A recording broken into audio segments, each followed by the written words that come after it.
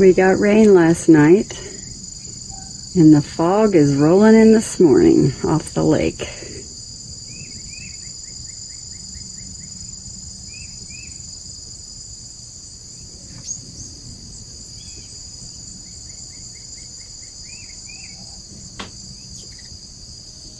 Hello, little hummingbird.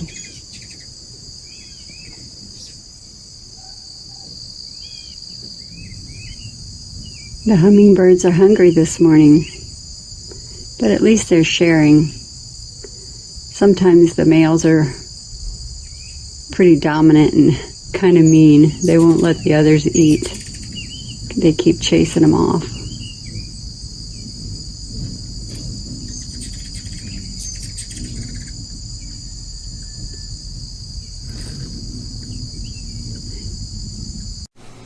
Hey everybody, it's Josie with Ozark Mountain Goats. Do you guys like stuffed peppers? Boy, Jim and I do, and we have some beautiful peppers that we harvested from our garden, and so I thought it would be a great time to go ahead and stuff those peppers and stick them in the freezer so that this winter we could just pull them out and pop them in the oven. It makes a really great, easy, quick meal. So first thing I do is cut the tops off and clean out the insides. Pretty basic. And you can always save this top part to eat. I love sweet peppers like this. They're so tasty. So I just pull these out. And if you need to take a spoon or whatever to scrape it out, I will be rinsing these off to make sure I get all the seeds out. But that's all it takes to get that part done anyway. Aren't these a beautiful pile of peppers here? Now that I've got them cleaned out, I'm going to take them over to the sink and give them a good rinse. And then I'm going to do my version of blanching. I have discovered over the years that stuffed peppers cook up better in the oven if they have been blanched a little bit or tenderized, the skin that is. So what I'm going to do now after they get rinsed is put them in the microwave for a few minutes and just let them begin to tenderize a little bit. I didn't do anything fancy with these peppers other than just stick them in the microwave by themselves.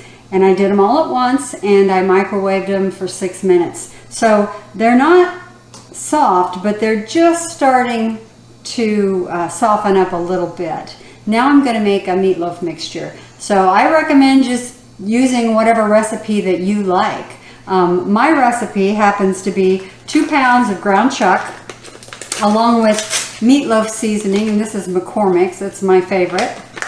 So I put that right in. Then I put in a cup of panko as my breadcrumb. Then I put in a liberal squirt of ketchup and a little bit of mustard,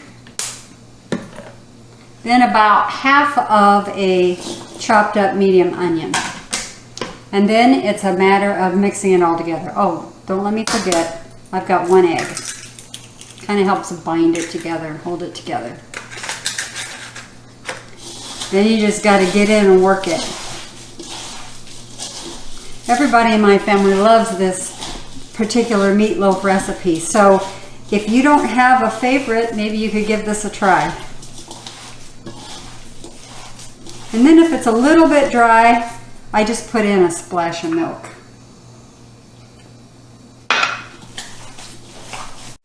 Once you get that all mixed up, you just begin to fill your peppers. I usually just fill them to the top, level them off, unless it just works out that, you know, I need to put a little bit less in there or a little bit more. And I stuff it in pretty good.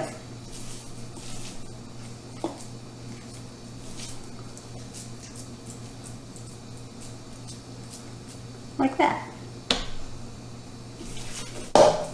These are so good. I just love them. Especially when it's peppers out of your garden and they've been allowed to ripen and not picked until they were ripe. They're delicious.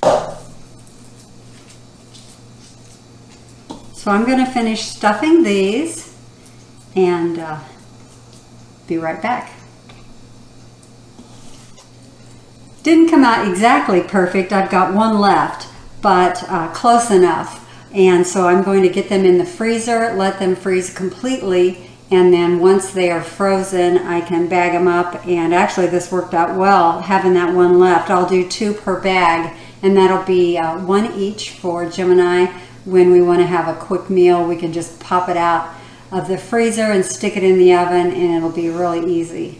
While I'm waiting for my stuffed peppers to freeze, I wanted to show you what else we got out of the garden today. These are the Purple Queen bush beans that we planted, our second planting. You know, I recently pulled that one row that was scraggly and not doing very well, but we've got a couple small rows of these, and they're starting to produce really well. So I just wanted to give you a peek at that. I've already done a video on canning green beans, so please be sure to check that out if you are unfamiliar with that. And I'm going to get these done while I'm waiting for those peppers to freeze up, and then when I'm all finished, I'll show you how much I ended up with. Wow, didn't those turn out pretty? We ended up with 17 pints, so I'm really happy about that.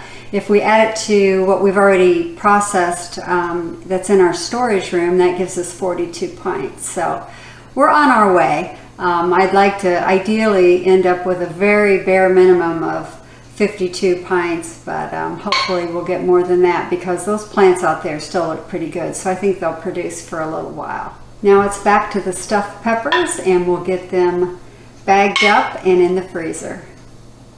Okay, my peppers are frozen enough that I can go ahead and freeze them. And I'm just using these small vacuum saver bags. Should hold 2 of them.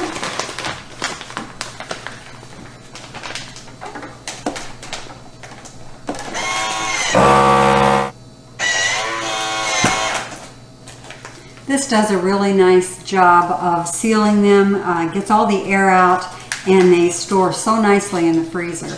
So I'm going to go ahead and bag up the rest of these, and we'll be right back.